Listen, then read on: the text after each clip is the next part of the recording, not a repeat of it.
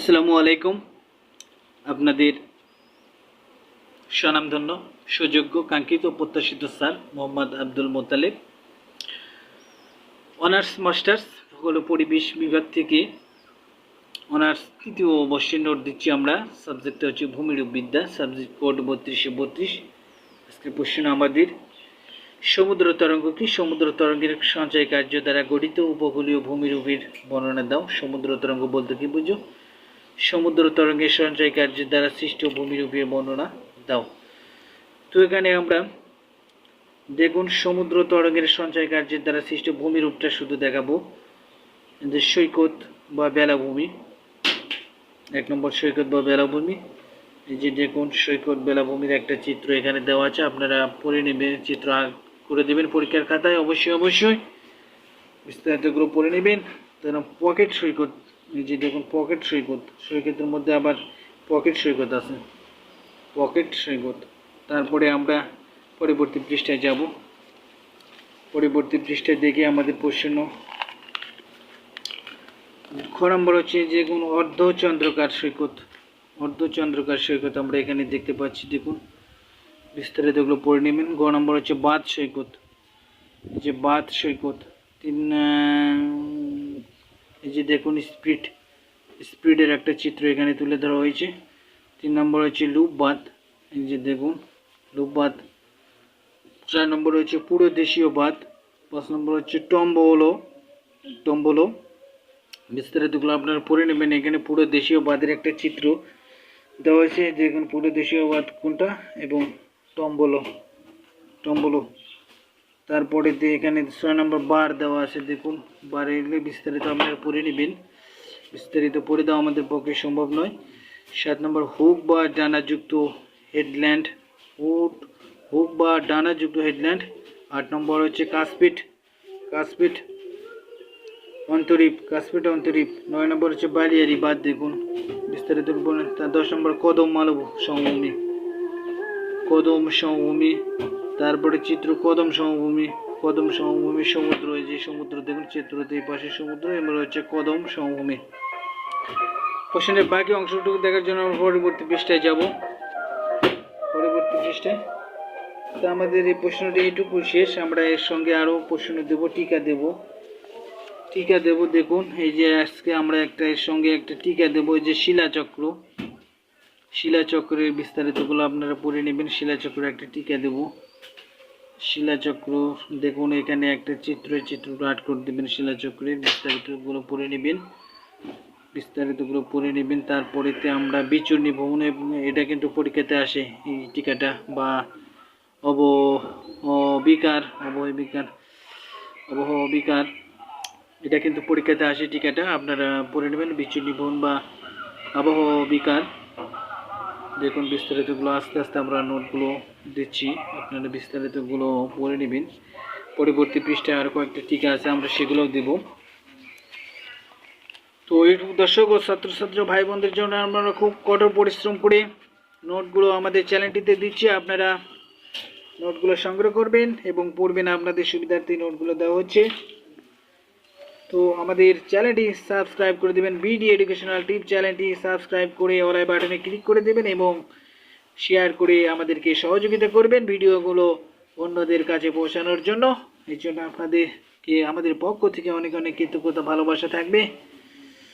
তো বিচূর্ণী ভবনে, যে বিচূর্ণী ভবনের দেখুন যান্ত্রিক বা প্রাকৃতিক বিচূর্ণী ভবন। তারপরেতে এই যে দেখুন বিস্তারিতগুলো দেখুন। তারপরে রাসায়নিক বিচূর্ণী ভবন আছে, জৈবিক বিচূর্ণী ভবন আছে।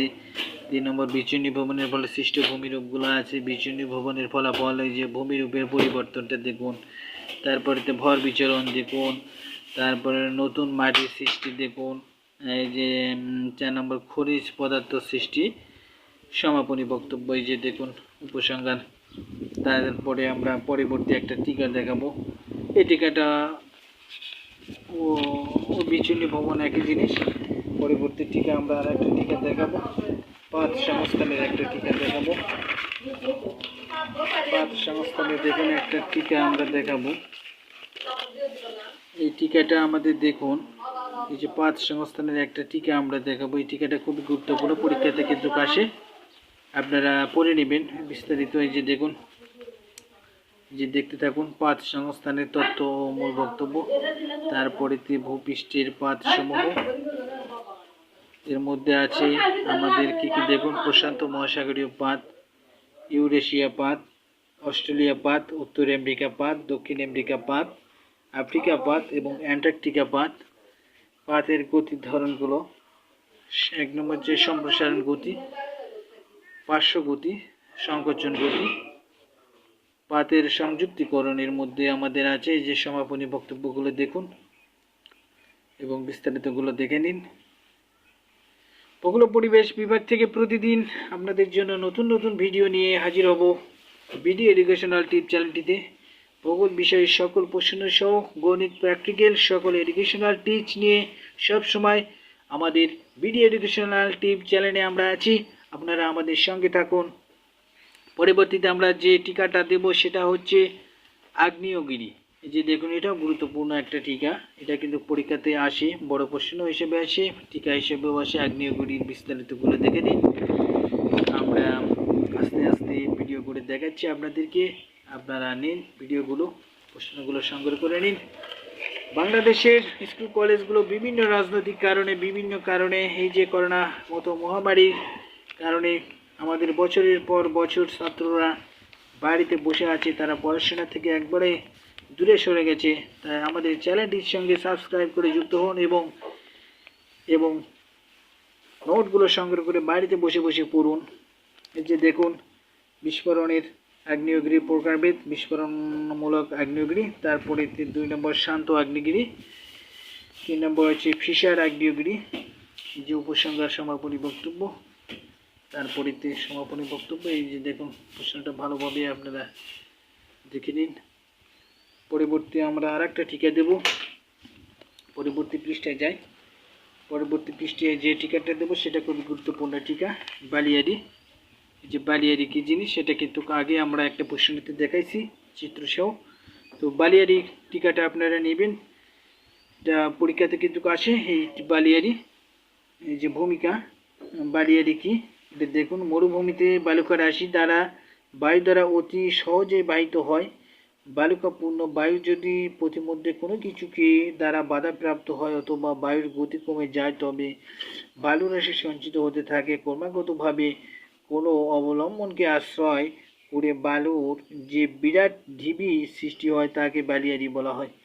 বালিয়ারি গঠন প্রণালীটা দেখানো হয়েছে, কিভাবে গঠিত হয়। বালিয়ারি গঠন প্রণালীটা দেখুন, আমাদের এখানে দেওয়া আছে বালিয়ারির মস্তক, বালিয়ারির পুচ্ছলেজ, অগ্রগামী বালিয়ারি, বিস্তারিত আপনারা দেখেন। বালিয়ারির শ্রেণী বিভাগ দেখুন, অনুচ্ছেদ বালিয়ারি, তারপর অনুদৈর্ঘ্য বালিয়ারি, 3 নম্বর হচ্ছে অর্ধচন্দ্রাকার বালিয়ারি বা বারখান। আমরা পরবর্তী পৃষ্ঠায় দেখব প্রশ্নের বাকি অংশটুকু। এই যে দেখুন, এখানে কিছু চিত্র দিয়েছেন বালিয়ারির, তো আপনারা চিত্রগুলো অবশ্যই এঁকে দেবেন। চিত্র দিলে কিন্তু আপনারা ফুল মার্ক পাবেন এবং ভালো নাম্বার আসবে, আপনারা ভালো রেজাল্ট করবেন, সেটা আপনাদের জন্যই ভালো রেজাল্ট করবেন, পরীক্ষায় ভালো দেবেন, ভালো রেজাল্ট করবেন, ভালো চাকরি পাবেন, সেটা আপনাদের, আমার কিছুই নয়। আমাদের যে দায়িত্ব সেটা আমরা পালন করে যাচ্ছি।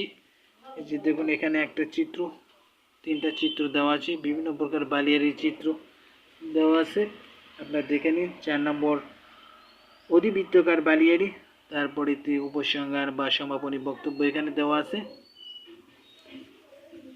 এ পর্যন্ত আমাদের আজকের প্রশ্নটা। আসসালামু আলাইকুম।